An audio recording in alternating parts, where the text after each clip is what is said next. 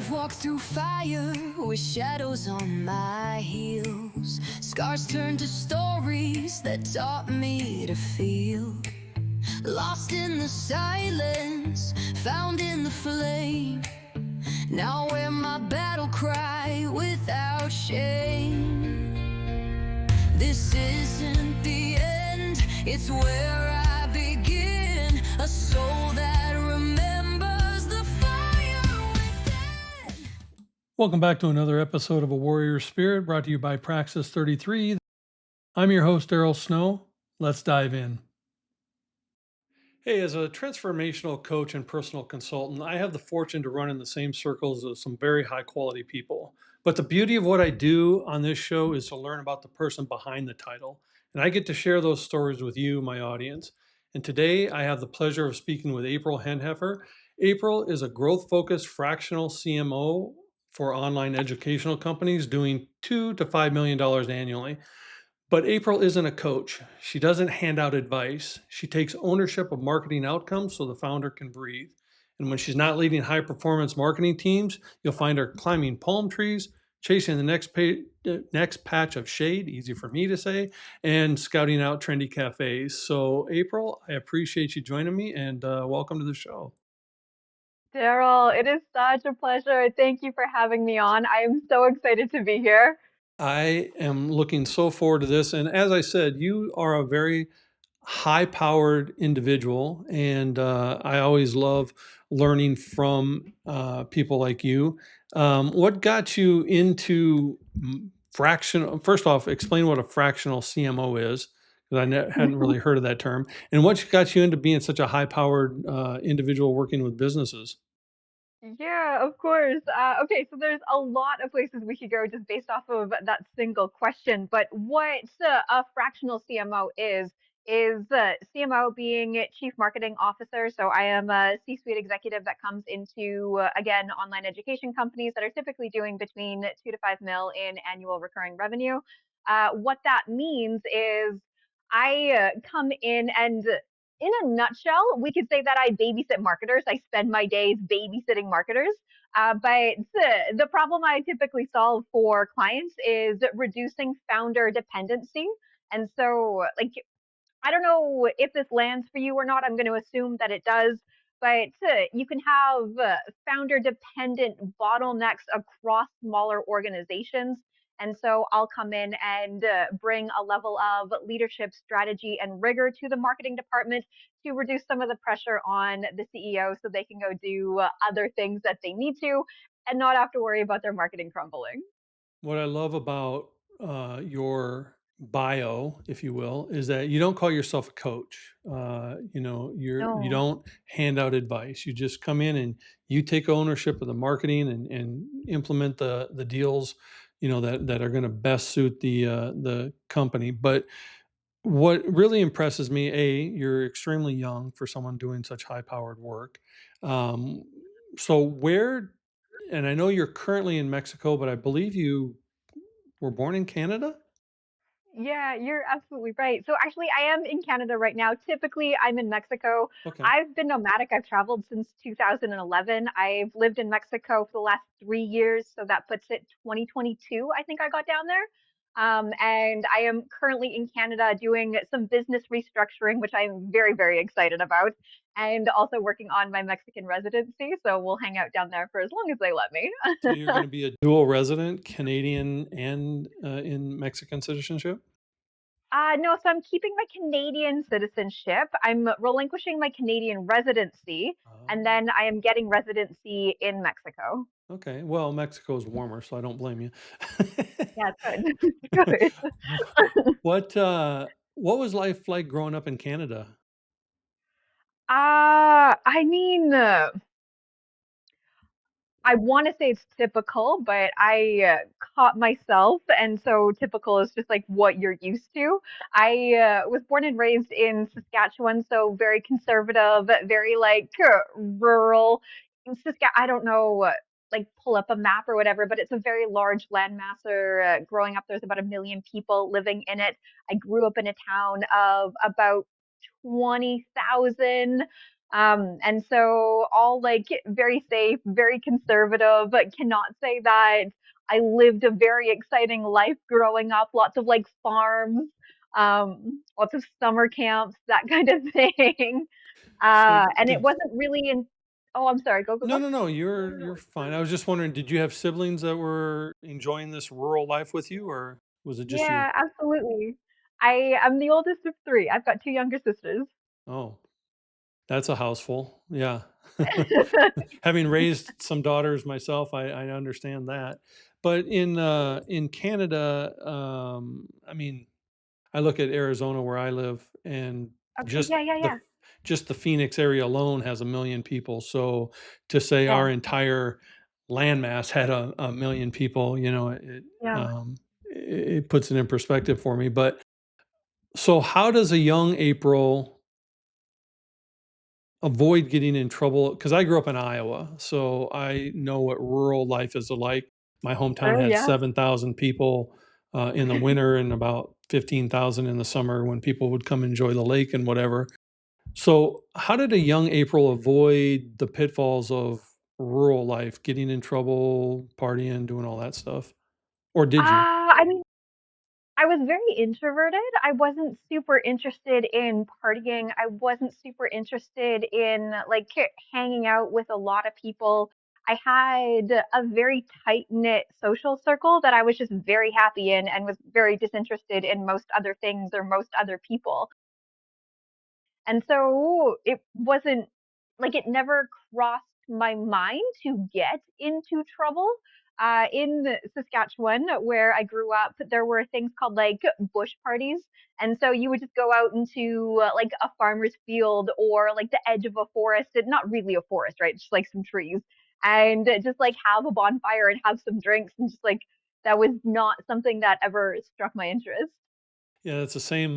Same. I mean, we used to do bonfire keggers at Yeah. people's farms and in their little thing of the woods and whatever. And that was our social media. That was our Facebook. Like getting together with friends and having a beer and just hanging out. Watching the fire and enjoying each other's company. So I can kind of see your vibe. But what took you from that, because you said just a moment ago I wasn't very outgoing, and what I've seen of you online and the energy you bring to what you do, how did you go from this reserved young woman to this vibrant outgoing person that you are today? I mean, I have been nomadic since about 2011. So what is that? 10, 14 years, something like that. And my first 3.5 years traveling, I hitchhiked all over North America. And so that chapter, that period of my life was really transformative. And there's no way I would be where I am today without that period. It's it's reflective on a time when you could actually hitchhike, especially as a young woman, across North America. Not as easy to do or safe to do today. I literally, when I was younger than you, I used to just throw a dart at a map, and then wherever it landed, that's where I moved. So I totally understand your nomadic heart. What instilled that in you? What made you want to just see the world? I mean, that A is amazing and congratulations. And I would love to talk more about that because it's very, very cool. But so where did that come from for me? I mean, I would say my dad's side of the family. Both of my parents come from very big families, so like five, six brothers, sisters. So like big families. And my dad's family was nomadic, not nomadic, but more adventurous. And so I have like family in Thailand, I have family in Australia, like I have family that have moved around. So that's been part of the narrative and part of the conversation since I was very young. And the way that I got started traveling, my youngest sister, and that's actually I would call this like my origin story. Like this is really the epiphany story that changed, very literally changed the trajectory of my life. But I am gonna back up and I'll get to the place of like how I actually got on the road. But there was one morning where I just like could see my life clearly. It was like a veil had lifted in some regard or some respect. And I recognized that I was the only common denominator in all of these life situations that I did not love. And if anything was going to change, I was going to have to change. And it was maybe a day or two after that where my youngest sister came over to my place, to my apartment. I was living in Saskatchewan at the time, and she asked me, do I want to go hitchhiking to the east coast of Canada? And that would have been the very first time that I had ever said yes to myself, for myself, without any concern of consequences or what I should do or what was age appropriate or what other people would think. And that decision like very much changed the trajectory of my life. And how old were you? How old would I have been? 23, 24, somewhere in that or somewhere in that range. So let's step back a little bit younger, because if there's a commonality that you're involved in that you don't like, what are some of those situations looking like? Oh, geez Louise. Okay, so at the time that I had that epiphany, I mean, I had ostracized myself from my parents for about like 5 years, so that's not a small thing. I was dating someone that I did not like. I really did not like them. I had like the female friendships in my life were based off of like gossip and venting, and I did not know a better way to relate to women. Like I kept men around for validation. I was working a job that like it was a shitty customer service job. I was inside all like Saskatchewan, Canada. In the winter has very limited daylight hours. And so I was indoors all throughout the day. I would go to work, come home in the dark. And there was just, it was, yeah, I was the only common denominator in all of that. And I recognized if anything had to change, it was me. So let's explore this because you're fascinating. What precipitates ostracization from your parents? Because if you're 21, that Oh, puts you at about 16. So yeah, let's go back for to sure. 16-year-old April, and what ostracizes you from your family?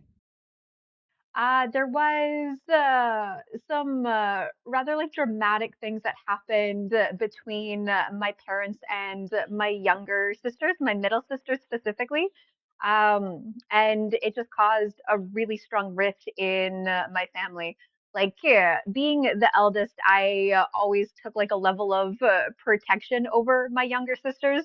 And so there was just like some dramatic things. I understand my parents were doing the best. No one has a manual when they have kids. But there were just some things that had happened that caused a rift between myself, my parents, my sisters, my parents. Um, and I mean, yeah, I was dating someone at the time, and I took both of my sisters. I had them both move in with me for a period of time. Um, like, yeah, it was really dramatic. It took a bunch of years to work through to get over. I don't know that my middle sister ever really like healed her relationship with my parents. There was a period of time where after I had left the partner that I was dating at that time, I moved cities. And not too long after, both of my sisters moved up and moved in with me in this very tiny little like bachelor apartment, the studio apartment. And the three of us just like lived together for a handful of months before they each like started off on their own. When you were dating this individual, and I don't want to stereotype anything, but it is common when there's rifts in the household to look for external validation. So you said you were dating men for validation and for, um, Keeping them around for validation. oh, Um, And like here, there would be like different partners that I was dating at the time. Like at the time where I had the rift with my parents, I was dating someone differently, like a different person than when I had the epiphany moment. So we're talking about like two different time periods here.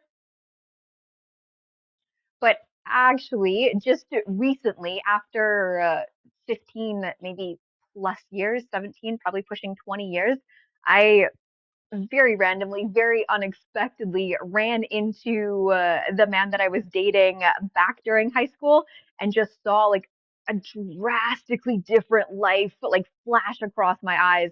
And the amount of gratitude that I had for young April to just be brave and do things that were not common for someone her age was just, oh my God, like so grateful.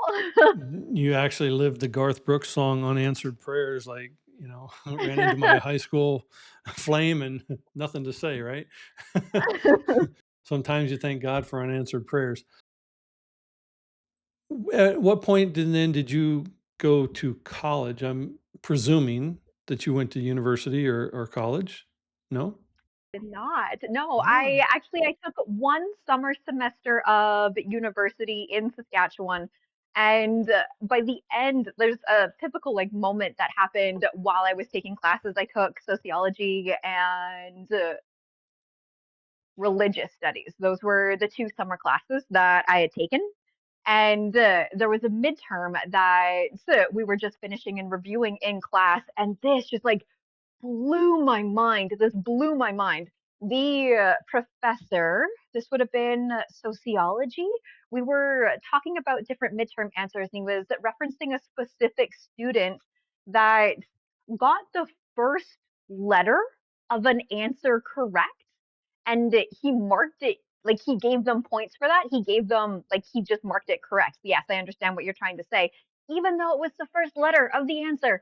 And in that moment, I was like, nope, no, absolutely not. Like, I do not need this level of validation from an institution like this. What I need are people who have done the thing that I am interested in doing and have the experience that I need in order to go do it. Like, all I need behind me, and this was like, I would have been 18, 17, 18, something like that.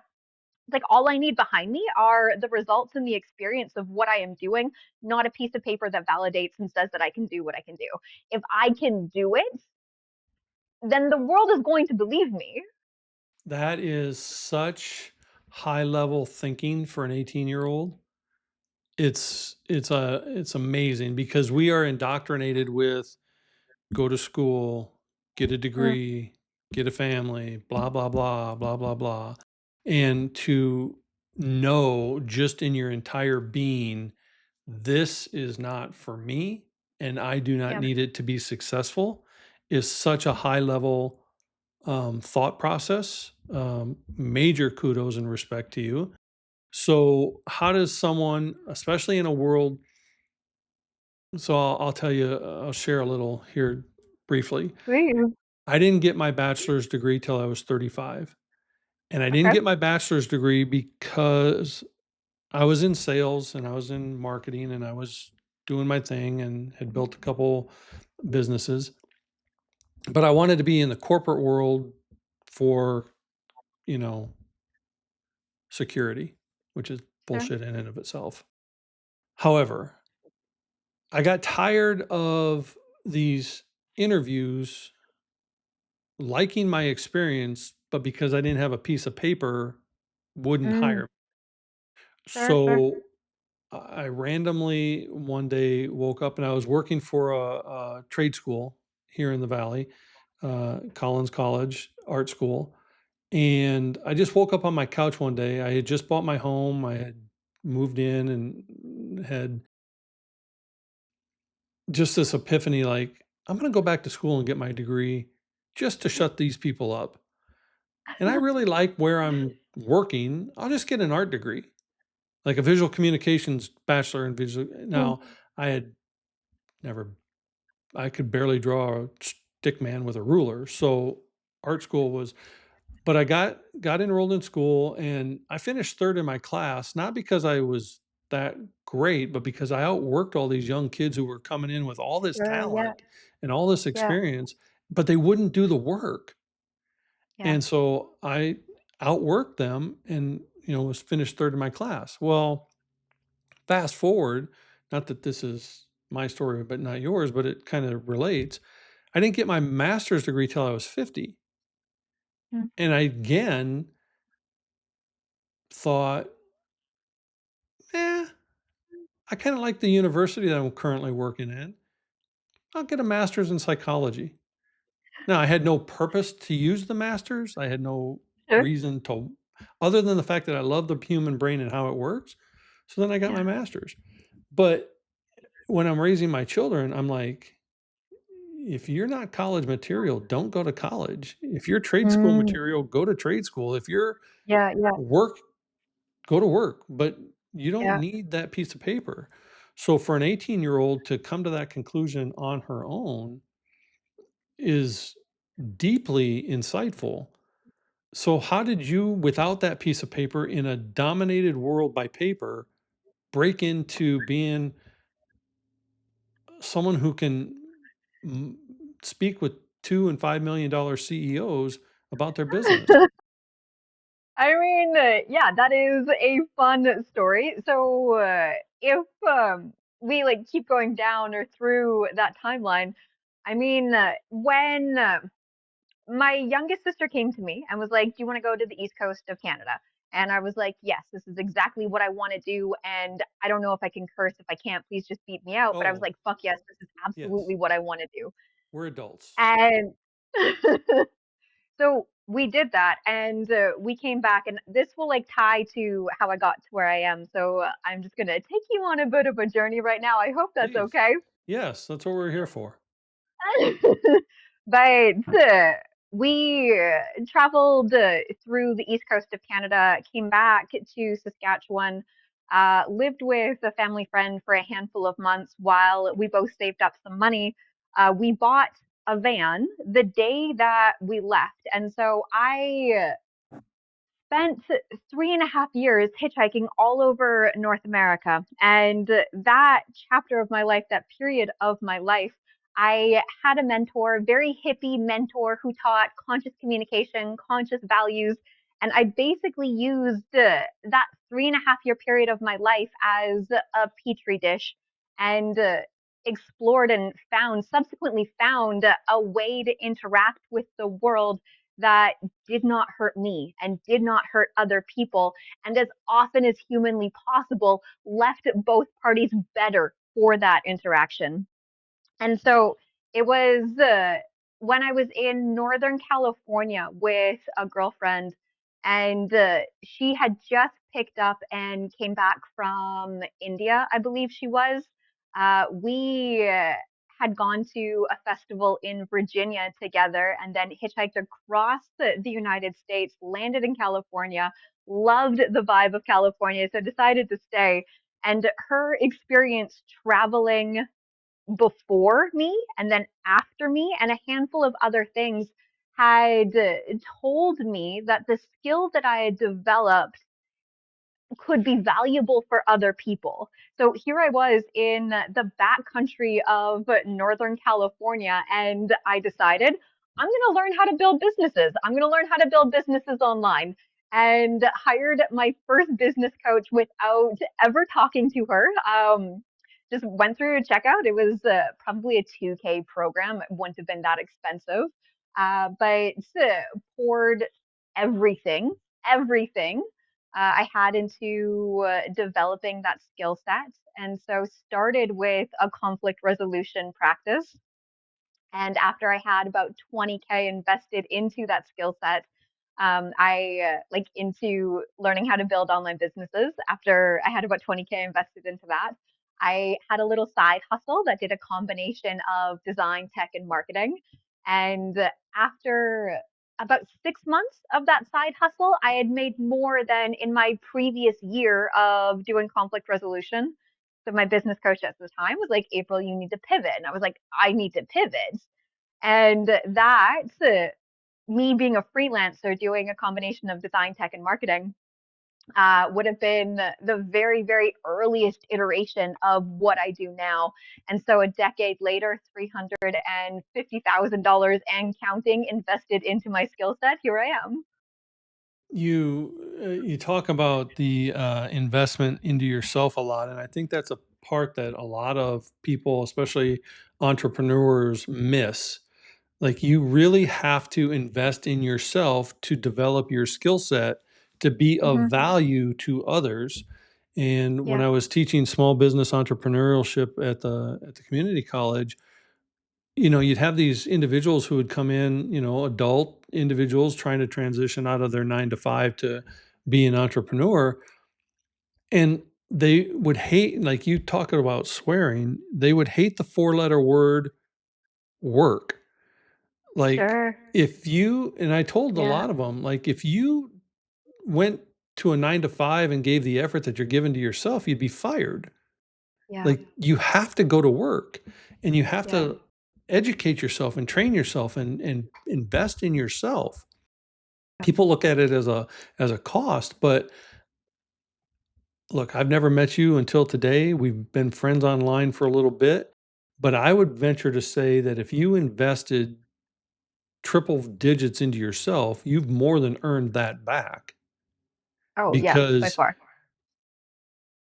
it's an ROI that can never be taken away from you and that can Yeah. only be expanded upon. And it doesn't Yeah. matter that you're in your mid 30s. You have such insight and value, and you talk in a business sense that most people don't hear on a regular basis. So it is awakening, like, oh my God, I need to pay attention to this woman. Like, she knows what the hell she's saying and she knows her stuff. And she's bringing an essence to it that nobody's ever told me before. That is going to transform my business. So you've taken that investment in yourself and you've multiplied it and you've given yourself the things that a paper could never give you, credibility.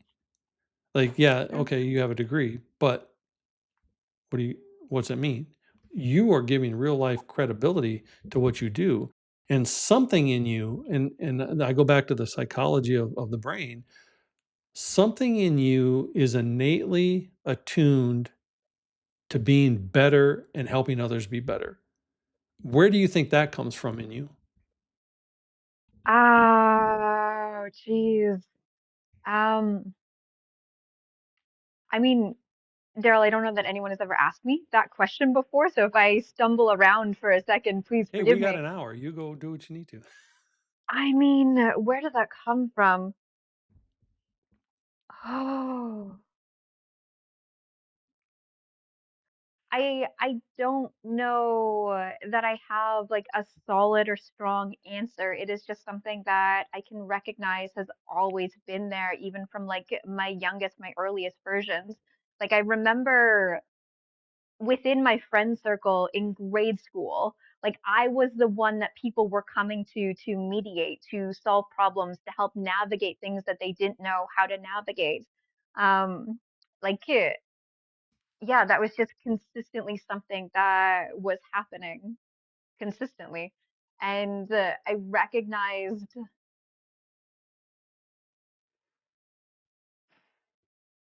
okay, yeah. Okay. I can answer this question.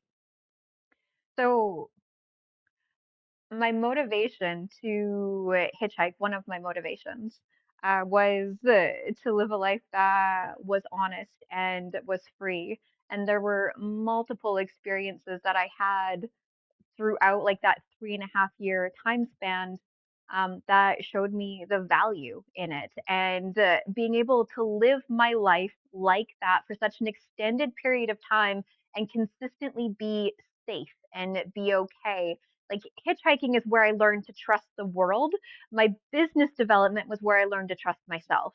And so understanding that I had given myself permission to live a life that was both free and honest, and understanding that that was not a decision that other people or many other people have made. Like that's like that's very much where it comes from. Like if there is a motivation, if there is a desire, if there is like an ingrained why in me, it is because I see the harm that we cause ourselves and the people that we love around us when we say no to the life that we actually want to say yes to. That tells me, as someone who is very in tune with spirituality and the universe and connected with those around me. My wife is a Reiki master and shamanic Reiki, and she's a hypnotherapist and a healer and all this. And having grown in that time where I was just throwing darts at maps and going, I learned the same Mm, thing that you did. How to trust the world, but trust in myself, because you always had yeah, to keep your head on a swivel and you had to always be aware and in tune with yeah, everything around you. You couldn't just put yeah, blinders on. So yeah. that tells me that whether you want to use the word or not, you are an empathic, intuitive individual who has insight that normal people who haven't developed that skill utilize. And if you were doing it at a young age where people were coming to you because you had the answers, you had the shoulder to cry on, you had the wherewithal to know how to navigate a solution, that comes from a deeper internal spiritual connection with your higher self, and to know Mm. that we are put on this earth for more than the world tells us we can be or should be, is that deeper rooted connection.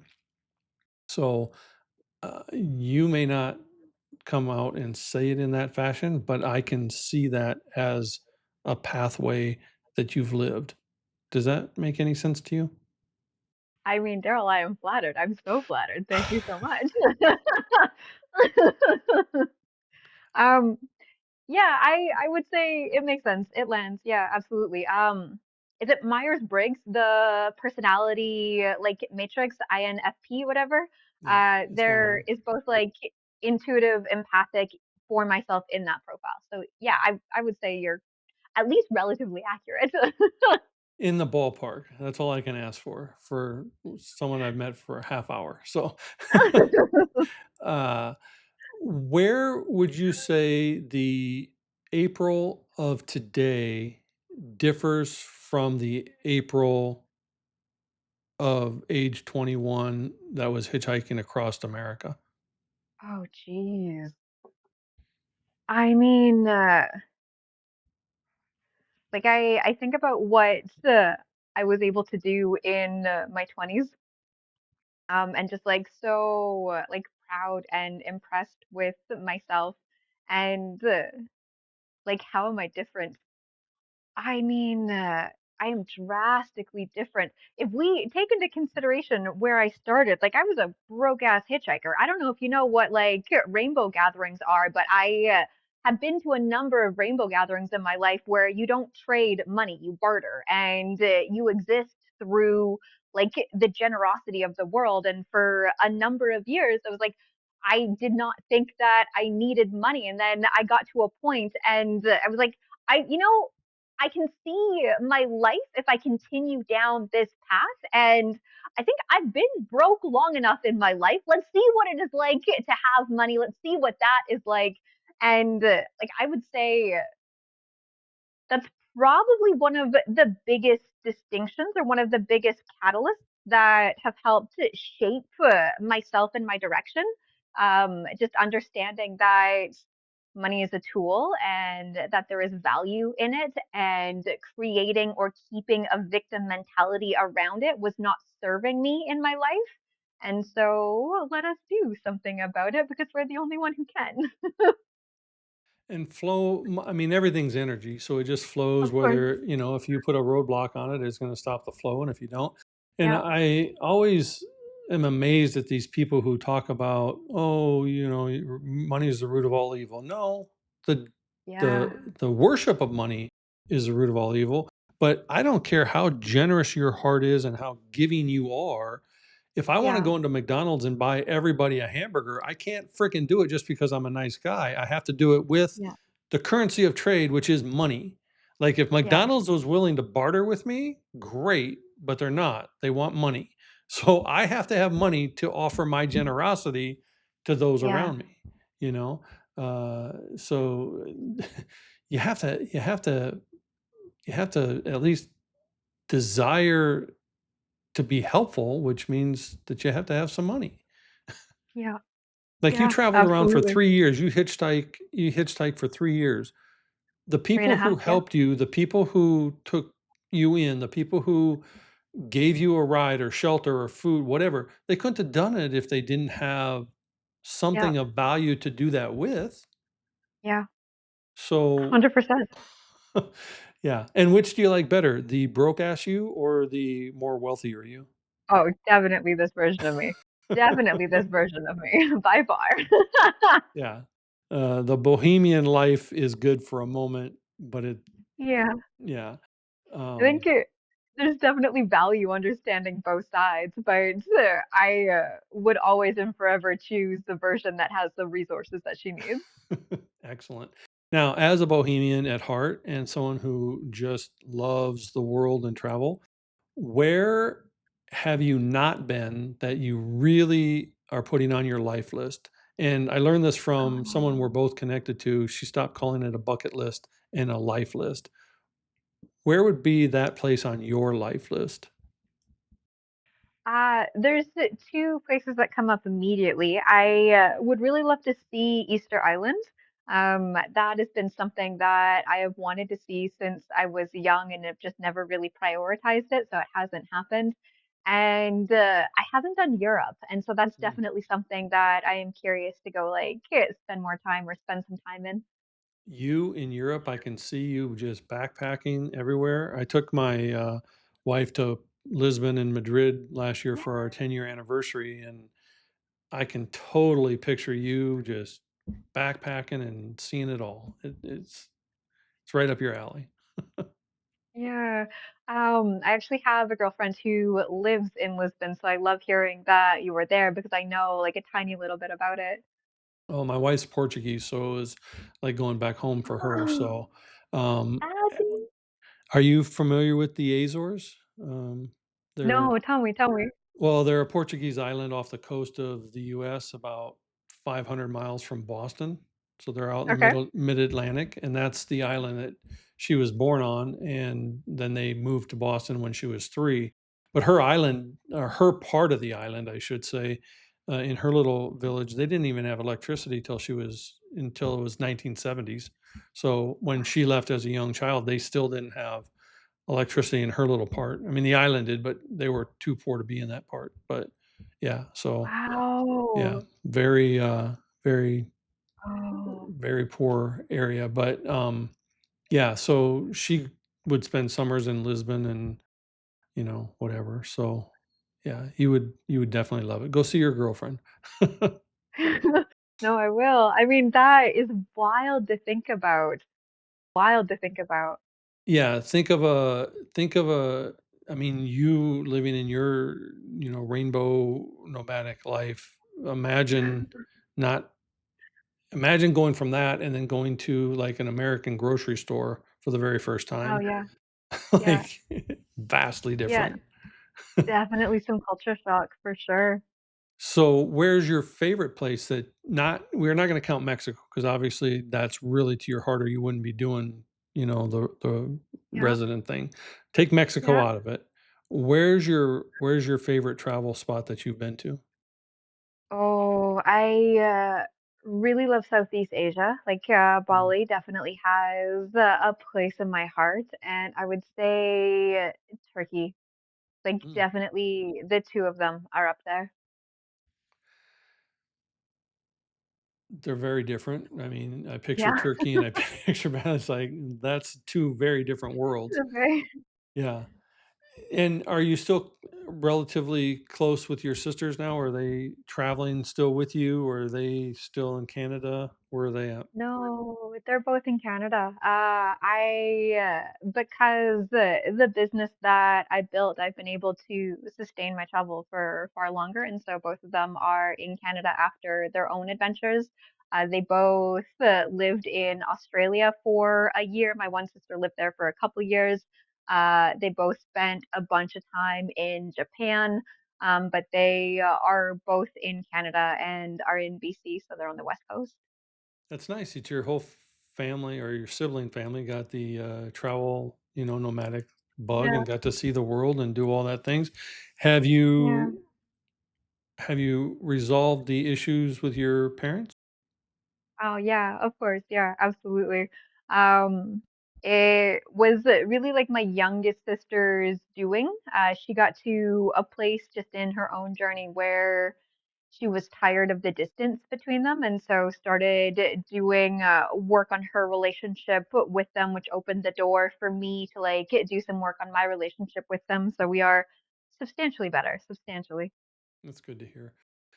When you now you mentioned that you had a business coach that helped you with that end of it. Did you have any type of spiritual coach that helped you with your healing and your processing of what you've been through in your life? Because we haven't unpacked virtually any of it, and I know from what Sure. you haven't said that there's a lot of it. So, Yeah. uh, have you had that kind of mentor in your life that's helped you with those? Yeah, absolutely. I am very blessed to be very well loved and very well supported in my life. And so we have had periods of both. I can't say that I have gone like consistently deep on like the spiritual side. I would say the chapter, the period of my life where I did the most amount of that work was when I was hitchhiking, when I had the mentor who was doing the conscious values, the conscious communication. But like, I have done a lot of therapy in my life. I've done a lot of breath work. I've done a lot of meditation. Um, yeah, I would say personal development is like something that I'm very comfortable with. And so there's always more to unpack. I don't expect to ever be done, but I have done my fair share and I continue to do it. I don't feel that the healing journey is a complete journey. I think it's a not a destination. It's a pathway that Yeah, we walk because there's always yeah, another layer to heal yeah, or grow from or learn from. yeah. If and I'm sure that this has happened to you. You have young women, young men come to you and they hear about your life or they see what you're doing or you've been traveling on this and because of who you are you're bound to just quote unquote coach whether you call Sure. yourself a coach or not. We take our life experiences and we help pass them along.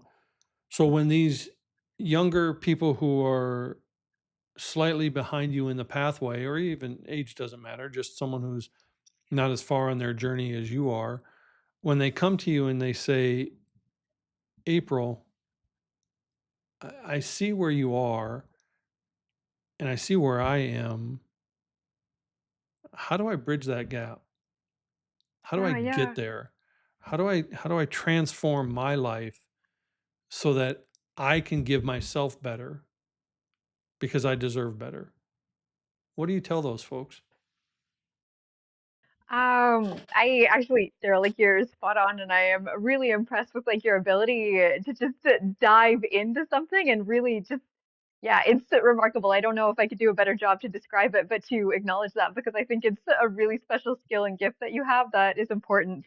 Thank you. But you're right. I have those conversations often, whether it is on like a personal or a professional side.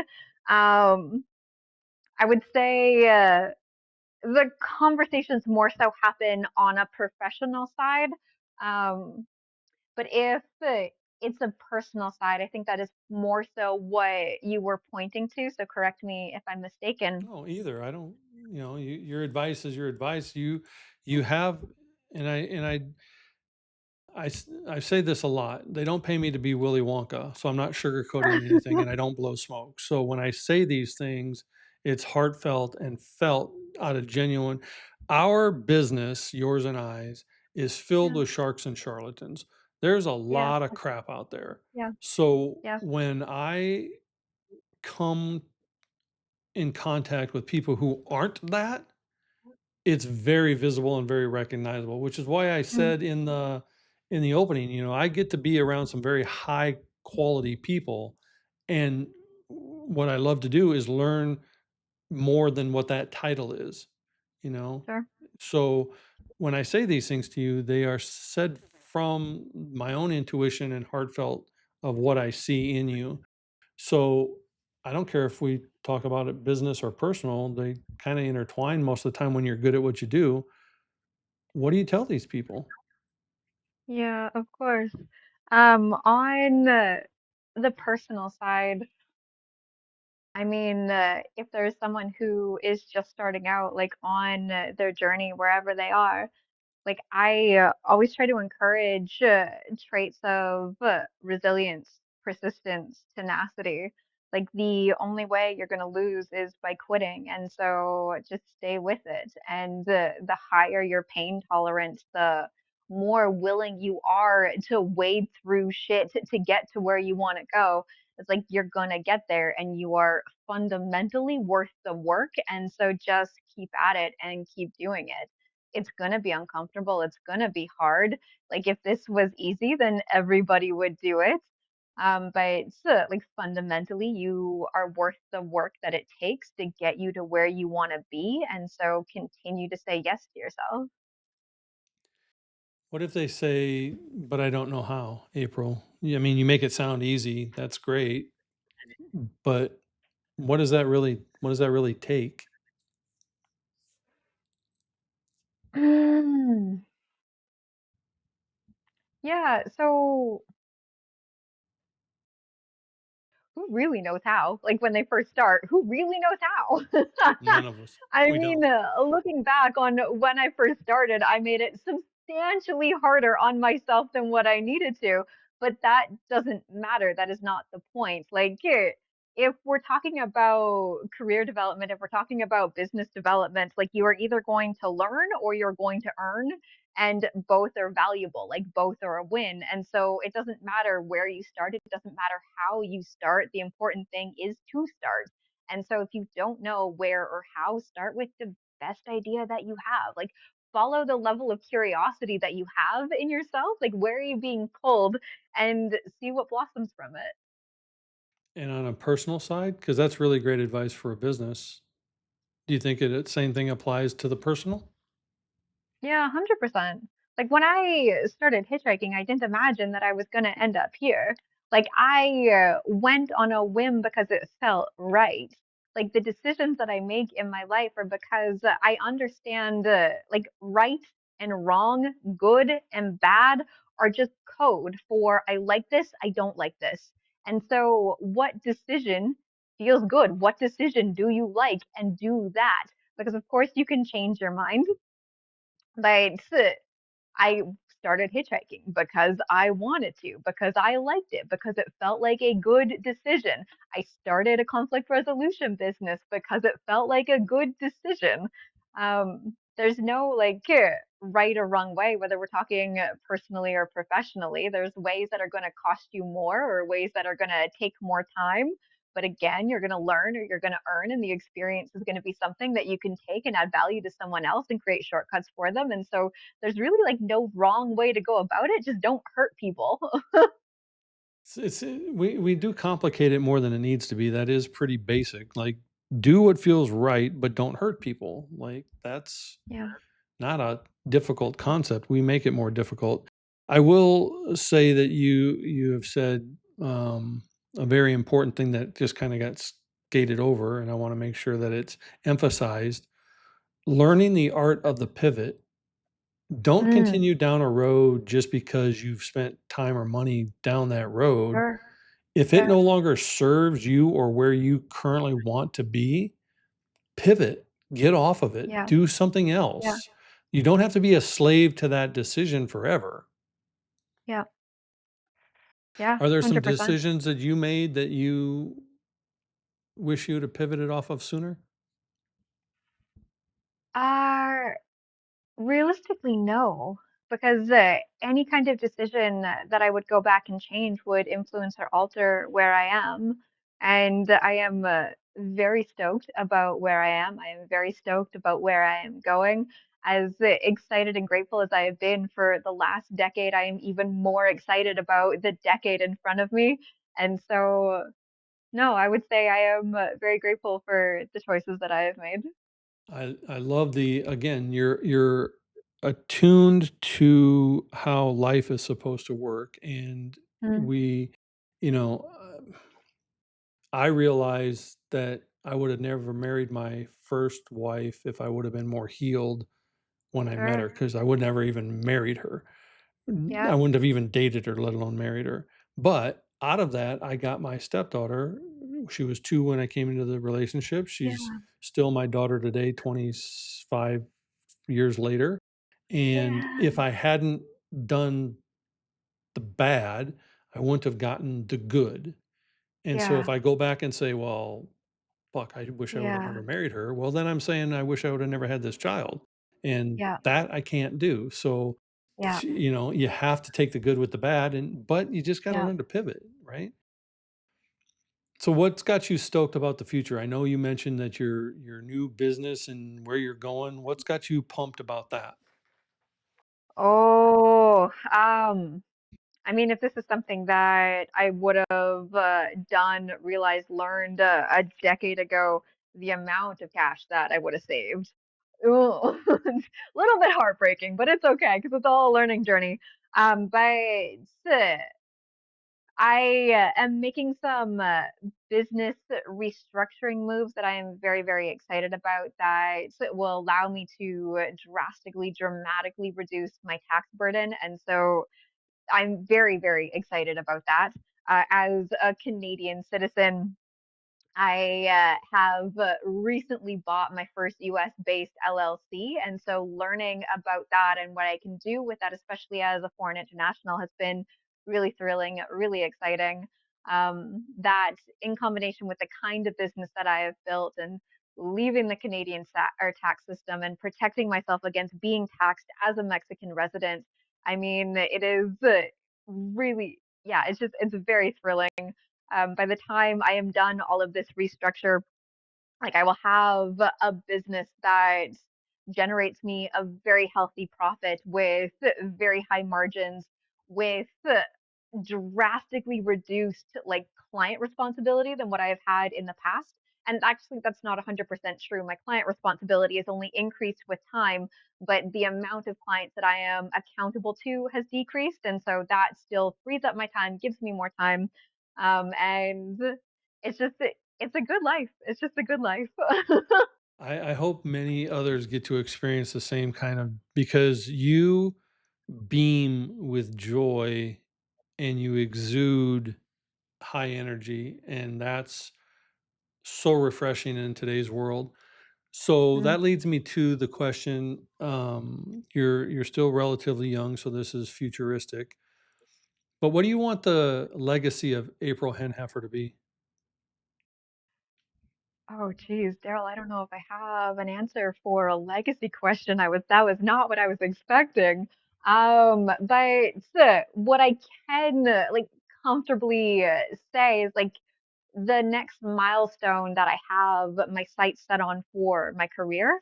I would like to get to a place where I know how to take companies public. I think that would be like a very high leverage application of my current skill set, which is not to say that I would not need to develop more skills in that process or in that journey.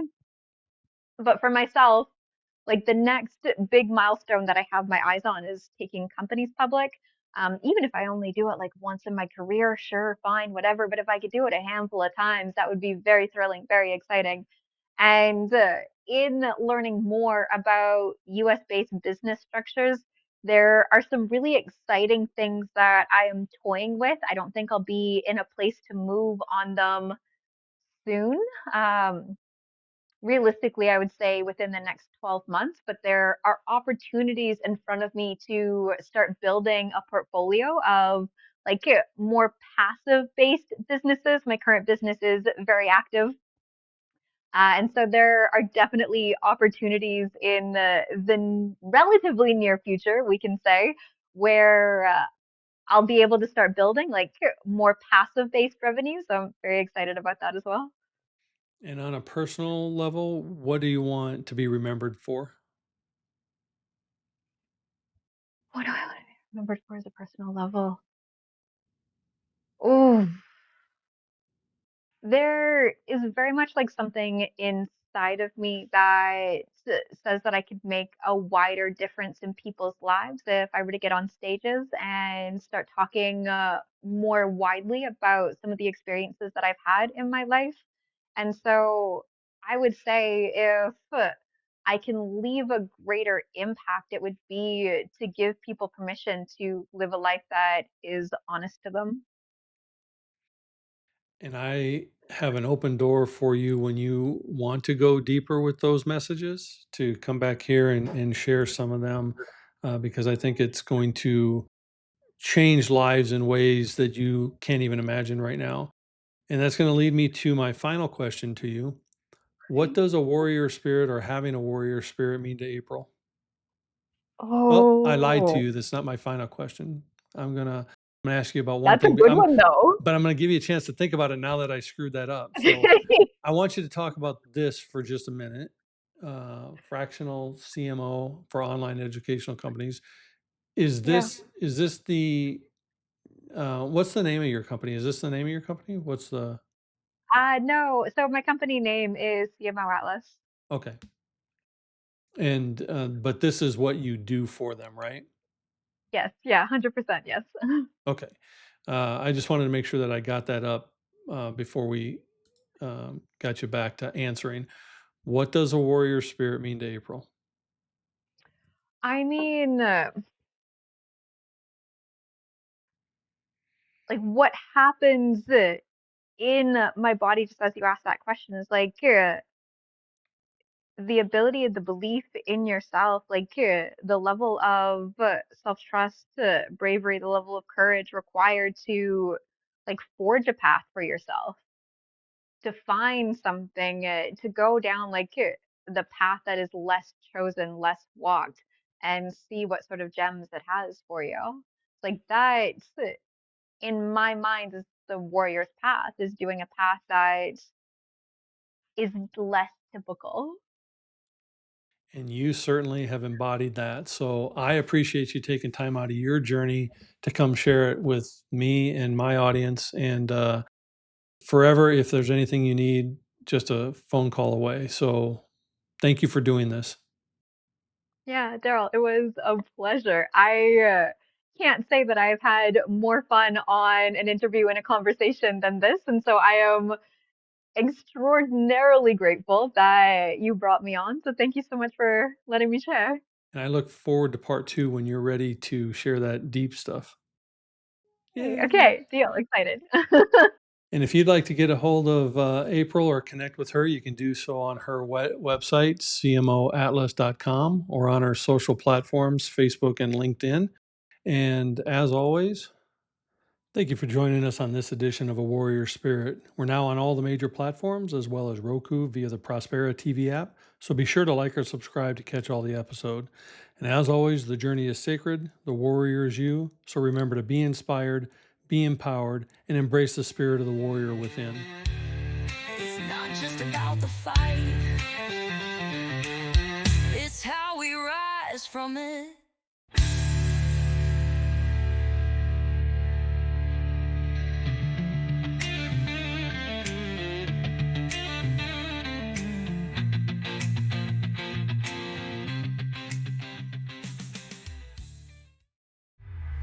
This is your Prospera era, where dreams align with grace, abundance flows like rivers. You've stepped into your place. Rise, reign, and remember, you were born to shine. Welcome to your moment, Prospera, it's time. We hope you enjoyed today's show on Prospera TV Network. Make it a point to visit us on YouTube and catch all your favorite shows anytime you want. Interested in hosting a show of your own? Or advertising your business on our network? Contact Elena Rodriguez.